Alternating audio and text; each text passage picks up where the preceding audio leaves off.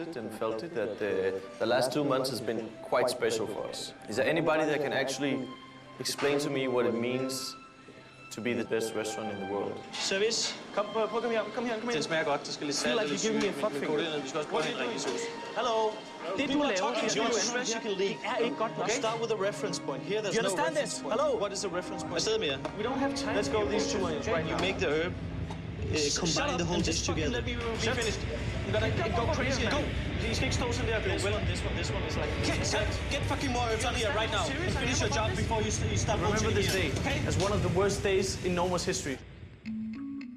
Restaurant Noma i København er blevet verdensberømt på kun Udover 3,5 2 år. Michelin-stjerner, så kan danske restaurant Noma nu bryste sig af at være den 15. bedste restaurant i verden. Noma bliver her til aften kåret til verdens 10.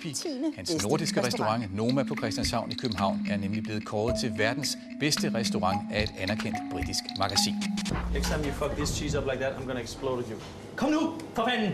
Fabio, kom her. Kom her. Austin, du er ikke... Er du på? Er du vågen i dag, eller hvad? 100%. Er du sikker? We understand that right now you've disappointed some guests. En køkkenchef, som...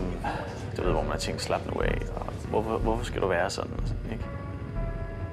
Jeg ved ikke, hvad det er, når man så selv bliver køkkenchef, altså.